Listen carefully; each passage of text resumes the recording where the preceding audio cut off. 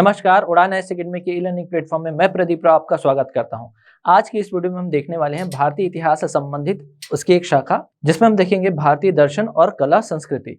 तो देखिएगा, यहाँ पर हम देखने वाले हैं क्या भारत में जो विभिन्न धर्म है उससे संबंधित कैसे प्रश्न पूछे जाते हैं। तो हमें देखना है कौन कौन से धर्म है, जैन, बौद्ध, जहाँ से सबसे ज्यादा प्रश्न पूछे जाते हैं, हिंदू धर्म, इस्लाम धर्म, सिख धर्म और ईसाई धर्म।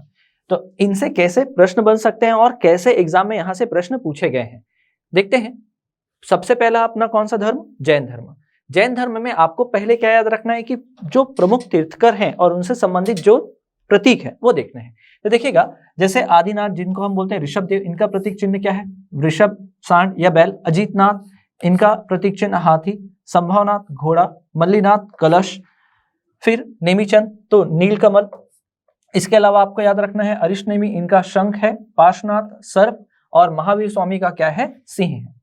अब देखिए क्या जैन धर्म में जो प्रमुख जो सिद्धांत है, मान्यता है, वो तो जैन धर्म में ही प्रचलित है क्या? पंच महाव्रत और अणुव्रत। मैं इसको ज्यादा डिटेल में बताऊंगा नहीं, एक क्लास हमारा ऑलरेडी हो चुका है जहां पर मैंने आपको 10 वीडियो प्रोवाइड कराए हैं, जहां पर मैंने बौद्ध और जैन धर्म को भी सम्मिलित किया था। तो मैं अभी केवल यहाँ पर हेडिंग बताऊंगा, इसके अंदर का कोई भी चीज आपको बता नहीं पाऊंगा। जैन धर्म में त्रिरत्न प्रचलित है, जिसको बोलते हैं सम्यक ज्ञान, सम्यक दर्शन, सम्यक चरित्र या आचरण।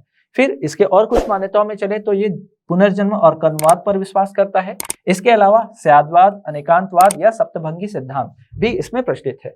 पुद्गल जो एक प्रकार का चिपचिपा पदार्थ होता है जो अज्ञानता की ओर लेके चलता है मनुष्य को, ये भी इसमें है। श्रावक और श्राविका जो अनुयायी होते हैं जैन धर्म में, उनको कहा जाता है निष्क्रमण। एक प्रकार का आयोजन होता है निष्क्रमण। वही देखिए काया क्लेश यहाँ पर देखने को मिलेगा, जिसका मतलब होता है संधारा या संलेखना। यहाँ पर आपको याद रखना है जो जैन धर्म में जो साहित्य होते हैं उनको आगम कहा जाता है, और जो सबसे प्राचीन जो धर्म है इनको बोला गया है पूर्व, जिनकी संख्या होती है 14। इस कारण इसको 14 पूर्व की संज्ञा दी जाती है। इसमें 12 अंग, 12 उपांग, 10 प्रकीर्ण, 6 छंद सूत्र और 4 मूल सूत्र होते हैं। अब अगर बात करें अन्य, तो अन्य में देखिएगा अन्य ग्रंथ कौन कौन सा है, जैसे कल्प सूत्र, इसके रचयिता कौन है? भद्रबाहु। द्रव्य संग्रह, इसके रचयिता है नेमीचंद्र। कुवल्यमाला, अद्भुतम सूरी, इसके रचयिता है वही स्यादवाद जरी। ये किनके द्वारा लिखा गया है? मल्ली सेन के द्वारा लिखा गया है। और आपको याद रखना है जो संगीतियां हुई हैं जैन धर्म को लेकर, वो आपको याद रखना है। जैसे आपको पता है 322 ईसा पूर्व में एक हुआ चंद्रगुप्त मौर्य के समय पाटलिपुत्र में। दूसरा आपको याद रखना है 512 ईसा पूर्व में होता है। कहाँ होता है? तो याद रखिएगा वल्लभी, गुजरात में होता है। तो ये दो चीजें आपको ध्यान रखनी है। पहले के अध्यक्ष कौन होते हैं? स्थूलभद्र। दूसरे के अध्यक्ष होते हैं समाश्रयण। बढ़ते हैं आगे।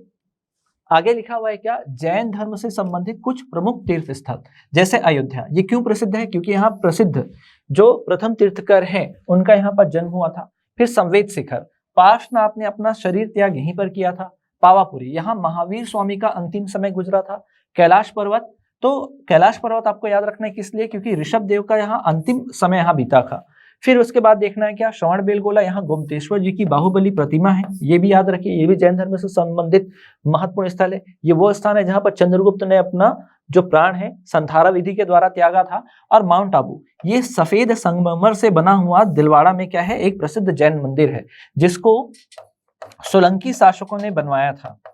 इसमें भी वास्तुपाल, तेजपाल, आपको ये नाम याद रखने हैं, ठीक है, जिन्होंने इसको बनवाया था। वैसे ही विमल शाह इसके सामंत भी हुआ करते थे सोलंकी वंश के, उनका भी योगदान इसमें रहा बनाने में।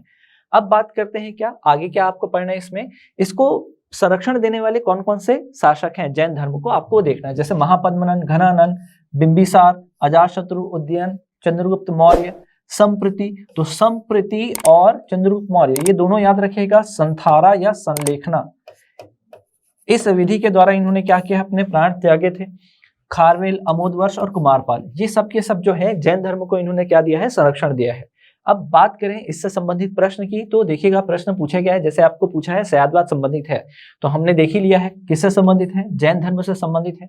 अगला प्रश्न आपके सामने लिखा है क्या? कौन सा दर्शन त्रिरत्नों को मानता है? अब देखिएगा जब ये प्रश्न पूछा गया था तो उसमें ऑप्शन में जैन और बौद्ध धर्म दोनों है, जैन और बौद्ध धर्म दोनों है। जब आंसर लिया गया था तो उस समय जैन धर्म लिया गया था, लेकिन आपको पता है जैन धर्म और बौद्ध धर्म दोनों में ही त्रिरत्न है। इस कारण बाद में इस क्वेश्चन को क्या कर दिया गया? डिलीट कर दिया गया। ठीक, तो याद रखिएगा जैन धर्म और बौद्ध धर्म दोनों में त्रिरत्न है। अगला प्रश्न देखिएगा, समाधि मरण मतलब संथारा, जब तक मर नहीं जाता तब तक आपको क्या लेना है, अनशन करना है, तो यही वाला है। तो ये किसमें चलता है, आपका जैन धर्म में चलता है। अगला प्रश्न लिखा हुआ है क्या, जैन धर्म के प्रथम तीर्थकर कौन है, तो प्रथम तीर्थकर कौन है, तो ऋषभदेव है, जैसे कि हमने देखा।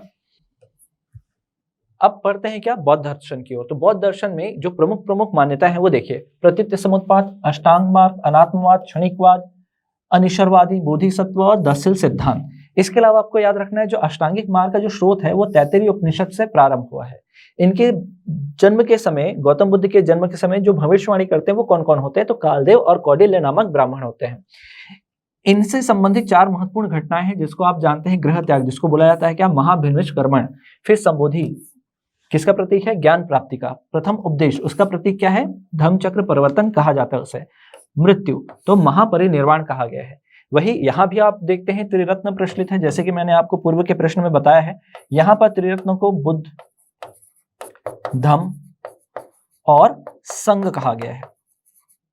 ठीक, बढ़ते हैं आगे। आगे देखना है गौतम बुद्ध से संबंधित जितनी भी घटनाएं हैं उसे किस प्रतीक में बताया गया है।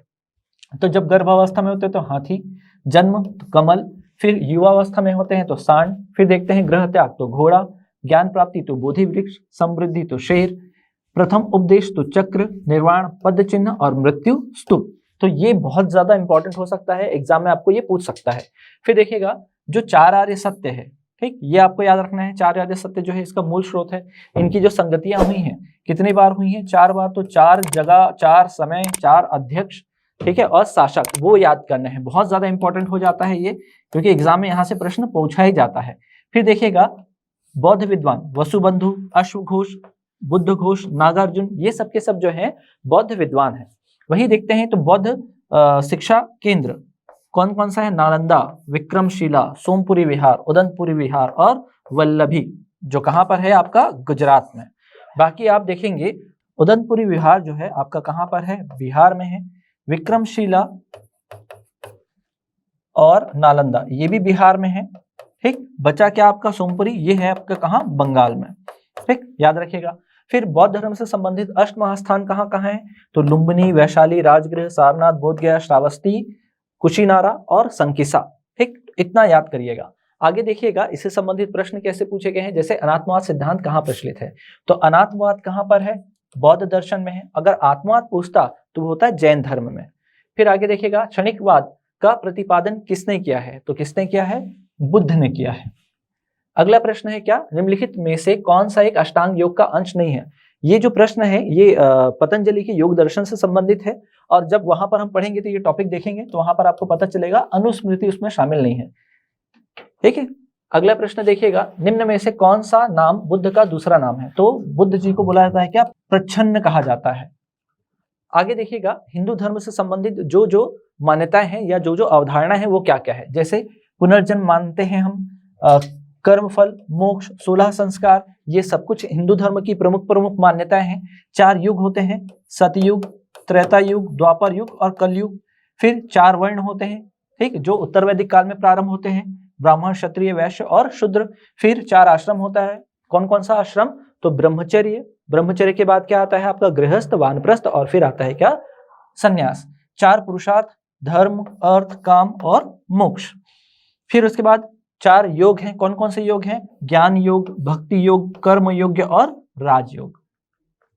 आगे अगर बढ़े तो आप देखते हैं 4 धाम। तो 4 धाम जो है वो उत्तर, दक्षिण, पूर्व और पश्चिम। तो उत्तर में बद्रीनाथ, दक्षिण में रामेश्वरम, पूर्व में पुरी, जगन्नाथ और यहाँ पर देखते हैं कौन सा, द्वारका। ये सबके सब जो है शंकराचार्य जी के द्वारा ही क्या किए गए हैं, स्थापित किए गए हैं। आगे देखिएगा 12 ज्योतिर्लिंग है। 12 ज्योतिर्लिंग में देखिएगा नागेश्वरम गुजरात में, सोमनाथ गुजरात में, भीमाशंकर महाराष्ट्र, त्र्यंबकेश्वर महाराष्ट्र, घृणेश्वर महाराष्ट्र, महाकालेश्वर मध्य प्रदेश, यहाँ देखिएगा केदारनाथ उत्तराखंड, ओमकारेश्वर मध्य प्रदेश, मल्लिकार्जुन आंध्र प्रदेश, रामेश्वरम तमिलनाडु, काशी विश्वनाथ उत्तर प्रदेश और वैद्यनाथ कहाँ, झारखंड में। यहाँ पर एक चीज आप अच्छे से फोकस करिएगा, यहाँ पर केदारनाथ, ओमकारेश्वर, मल्लिकार्जुन और रामेश्वरम, ये तीनों के तीनों क्या है, एक ही सिद्ध में स्थापित किए गए हैं।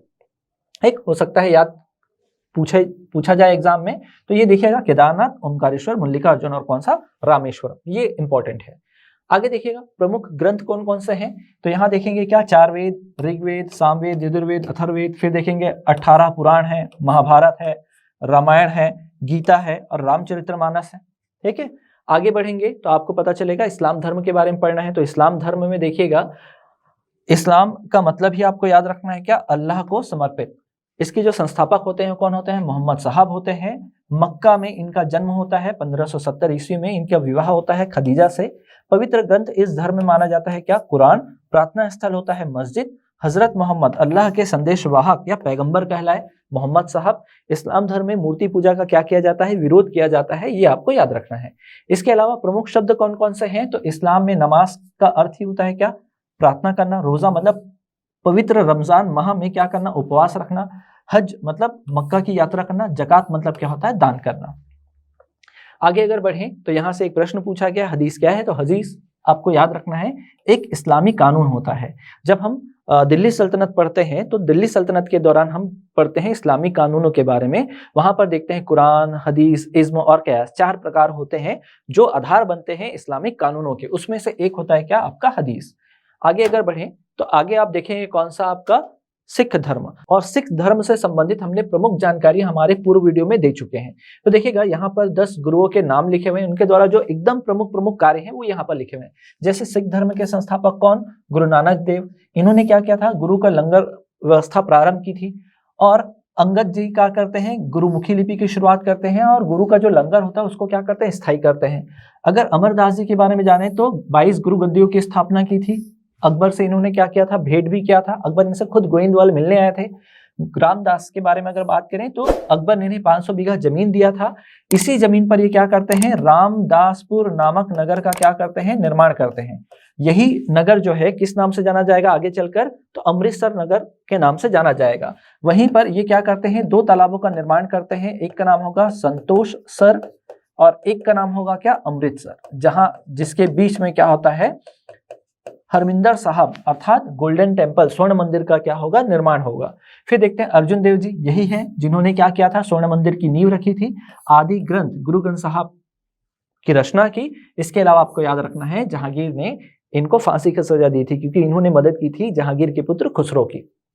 फिर देखते हैं क्या, हरगोविंद। हरगोविंद ने क्या किया था, अकाल तख्त का निर्माण किया था। अब चूंकि मुगल और सिखों के बीच संघर्ष चालू हो चुका था, इस कारण गुरु हरगोविंद जी ने क्या किया था, सिखों को लड़ाकू जाति में परिवर्तित करने का कार्य किया। फिर अगर बात करें हर राय के बारे में तो इनका औरंगजेब से क्या रहा, मतभेद रहा। क्योंकि उत्तराधिकार का जब युद्ध चल रहा था तो औरंगजेब के जो बड़े भाई थे दारा शिकोह, वो मदद मांगने आते हैं किनसे, गुरु हर राय से। फिर बात करें हरकिशन तो इनका कार्यकाल सबसे कम रहा और इनकी मृत्यु जो है बहुत ही कम आयु में हो जाती है। और इनकी मृत्यु कैसे थी, चेचक से। फिर बात करें अगर तेग बहादुर जी की, तो तेग बहादुर जी युद्ध लड़ते हैं करतारपुर का, किससे, औरंगजेब से। औरंगजेब इन्हें धोखे से पकड़ लेते हैं और इनकी हत्या कर देते हैं। ठीक, इनका शीश कलम कर दिया जाता है, शीश काट दिया जाता है दिल्ली में। और इस प्रकार दिल्ली में एक शीशगंज गुरुद्वारा भी इनके नाम से स्थापित है। और याद रखना है बलिदान दिवस भी इनसे संबंधित है। गुरु गोविंद सिंह जी, खालसा पंथ की शुरुआत की थी इन्होंने। पंचककार इनकी कुछ रचनाएं हैं, जैसे कृष्ण अवतार, विचित्र नाटक और जफरनामा, इनसे ही संबंधित है। तो खालसा पंथ की स्थापना इन्होंने, याद रखिएगा, कब की है, 1699 में की है, वर्ष 1699 में। अब अगर बात करें ईसाई धर्म के बारे में तो ईसाई धर्म के जो संस्थापक है वो कौन है, ईसा मसीह। अगर बात करें ईसा मसीह का जन्म तो रोमन साम्राज्य के गैलीली प्रांत के नजरत में हुआ था। इनका जो धार्मिक ग्रंथ होता है उसको बोला जाता है बाइबल। अब देखिएगा ये भी 2 भाग में बढ़े जाते हैं, ओल्ड टेस्टामेंट और न्यू टेस्टामेंट।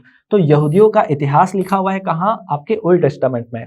और न्यू टेस्टामेंट में क्या लिखा हुआ है, ईसा मसीह के संदेश या उपदेश और जीवन का चित्रण। इसका प्रार्थना स्थल ही क्या कहलाता है, चर्च कहलाता है। अब अगर बात करें कैथोलिक से क्या आशय है, तो व्यापक अथवा सार्वभौम है। इसके अनुयायी के अनुसार जो कैथोलिक संप्रदाय है मानव जाति को ईसा मसीह की धार्मिक शिक्षाओं को सिखलाने को तत्पर रहते हैं। वही प्रोटेस्टेंट का मतलब यह है कि कैथोलिक संप्रदाय के विरोध में उत्पन्न हुआ है, जिसका मुख्य उद्देश्य क्या है, सुधारवादी आंदोलन है। अब किसमें सुधार करेंगे, तो ईसाई धर्म में जो कुरीतियां हैं उनको सुधार करने की बात करेंगे। इसमें देखिएगा कुछ आपको याद रखना, एक शब्द है ईश्वर या ईसाई ट्रिनिटी। तो इसमें क्या क्या शामिल है, ईश्वर, ईश्वर का पुत्र कौन, ईसा मसीह, और पवित्र आत्मा, ये 3 मिलकर ही क्या कहलाते हैं, ईसाई ट्रिनिटी के नाम से जाने जाते हैं। सर्वोच्च जो गुरु होते हैं वो क्या कहलाते हैं, पोप, जो वर्तमान में कहाँ रहते हैं, वेटिकन सिटी में रहते हैं। वेटिकन सिटी में रहने वाले अभी वर्तमान पोप कौन है? पोप फ्रांसिस है।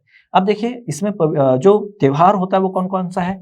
गुड फ्राइडे, क्रिसमस, ईस्टर, ये 3 त्योहार जो है प्रमुख रूप से मनाए जाते हैं ईसाई धर्म के अंतर्गत। अब अगर मैं बात करूं तो भारतीय दर्शन की, तो भारतीय दर्शन में देखिएगा आस्तिक, नास्तिक, भक्तिकालीन संत और उनके दार्शनिक मत, भारतीय दार्शनिक चिंतक। तो एक एक करके इन टॉपिक को भी इसी वीडियो में हम क्या कर लेते हैं? कवर कर लेते हैं। अब देखिए पहले आस्तिक धर्म की अगर बात करें, आस्तिक दर्शन की, तो आस्तिक मतलब क्या है? तो सबसे पहले हम बात करते हैं किसके बारे में? आस्तिक दर्शन के बारे में। तो आस्तिक का मतलब यह है कि वेदों की सत्ता को जो स्वीकार करते हैं वो आस्तिक कहलाते हैं। तो कौन कौन आएंगे इसमें? शर दर्शन। तो शर दर्शन में कौन है?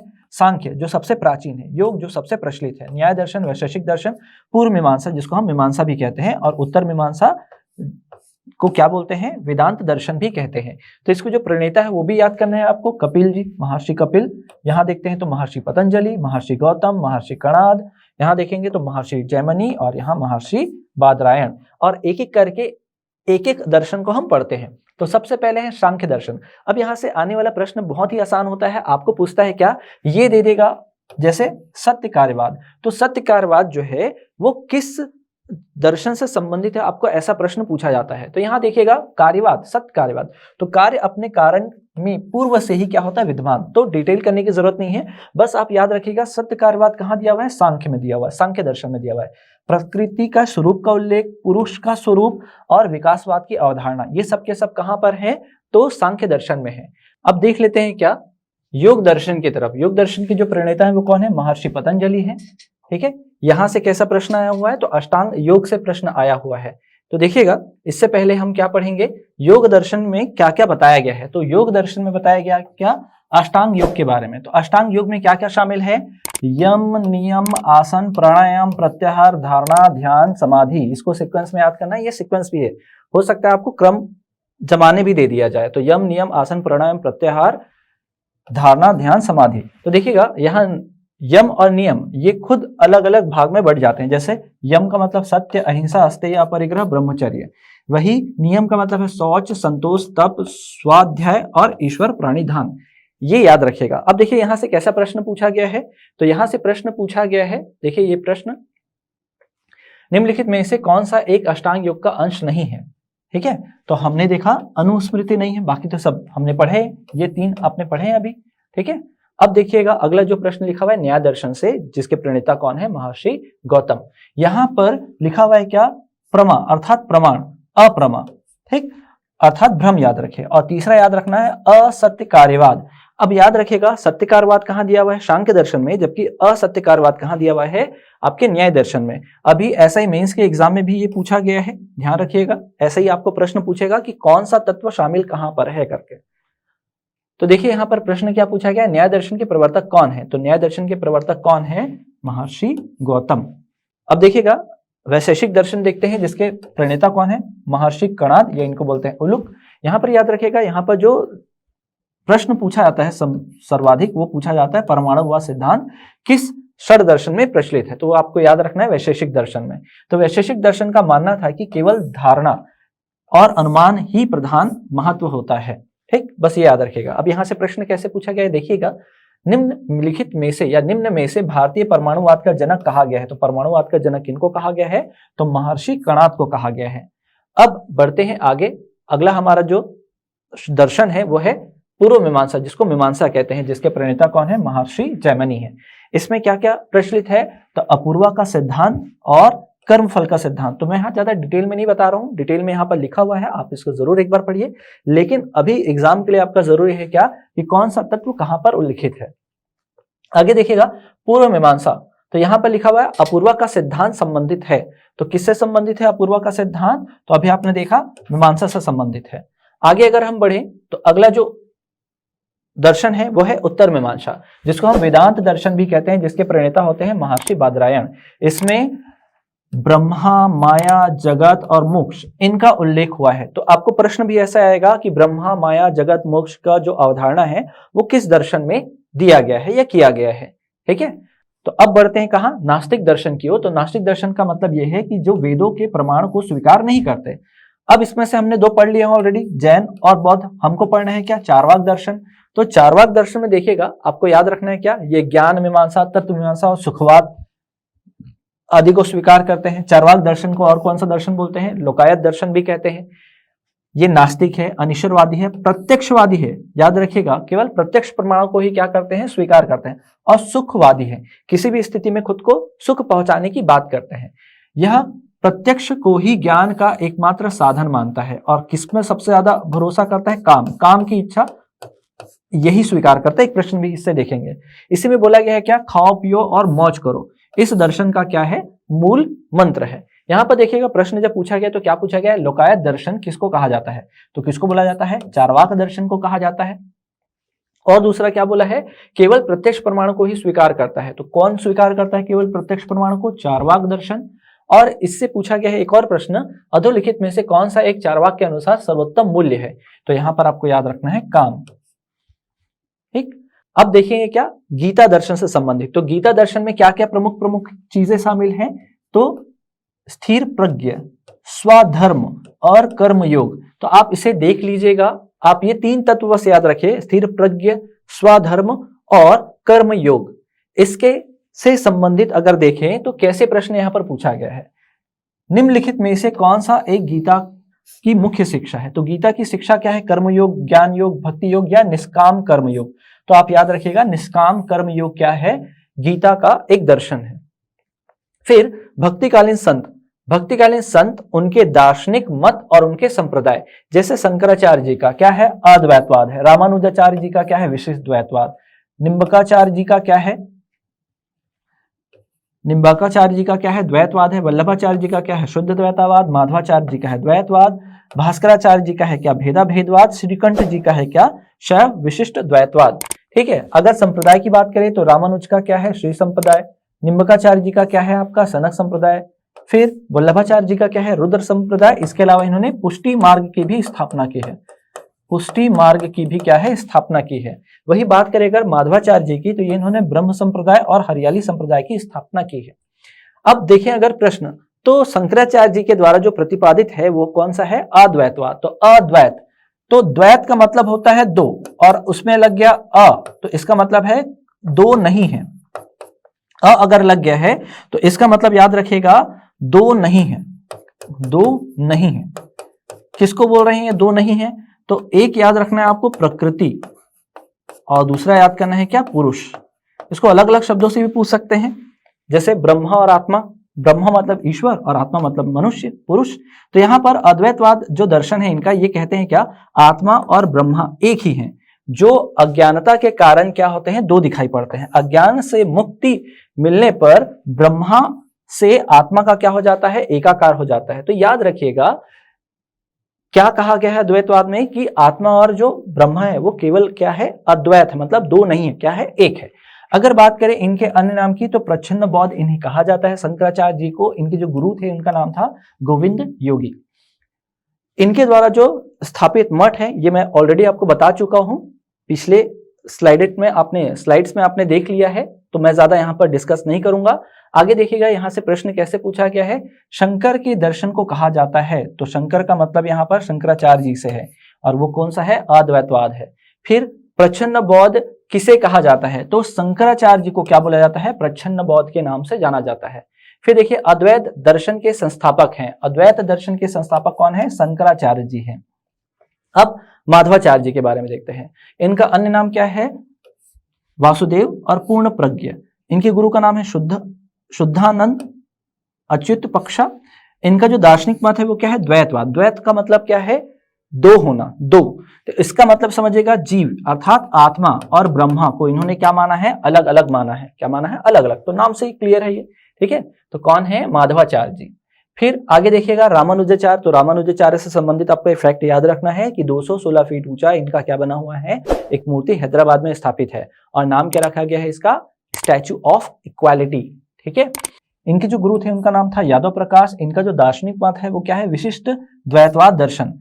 जो इनका जो दर्शन है विशिष्ट द्वैतवाद दर्शन, इसमें ये बोलते हैं कि जीव अर्थात आत्मा को ब्रह्मा का अंश बताया है। क्या मानता है, अंश बताया है, तथा ईश्वर को सगुण साकार मानते थे। तो ये बस याद रखिएगा, ना तो एक है ना तो अलग है, केवल क्या बोलते हैं, ये उसका अंश मात्र है। जीव जो है ब्रह्मा या परमात्मा का क्या है, अंश कहते हैं। कौन? रामानुजाचार्य।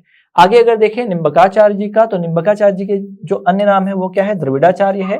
इनका जो दार्शनिक मत है वो क्या है, द्वैतवाद, मतलब द्वैत और अद्वैत दोनों, ठीक है, द्वैत और अद्वैत दोनों। तो इनके अनुसार क्या है कि विभिन्न स्थितियों में ब्रह्मा और आत्मा दोनों एक भी हो सकते हैं और अलग अलग भी हो सकते हैं। तो अद्वैत का मतलब क्या होता है, एक, और द्वैत का मतलब क्या है, अलग अलग। तो यहां पर अच्छे से ध्यान दीजिएगा। तो ये क्या कहते हैं द्वैताद्वैतवाद में, कि ब्रह्मा और आत्मा दोनों एक भी हो सकते हैं और अलग अलग भी हो सकते हैं। अब अगर आगे बढ़े तो आपको मिलेंगे कौन, वल्लभाचार्य जी। इनका जन्म हुआ चंपारण के छत्तीसगढ़ में। इनके जो गुरु थे वो नारायण तीर्थ थे। इनका जो दर्शन है वो क्या कहलाता है, शुद्धाद्वैतवाद कहलाता है। तो शंकराचार्य जी का जो अद्वैतवाद था वही वल्लभाचार्य जी का भी दर्शन है। तो इस प्रकार हमने दर्शन वाला जितने भी इंपॉर्टेंट टॉपिक थे वो हमने कवर कर लिए हैं, और ये प्री के लिए बहुत ही ज्यादा महत्वपूर्ण हो सकते हैं।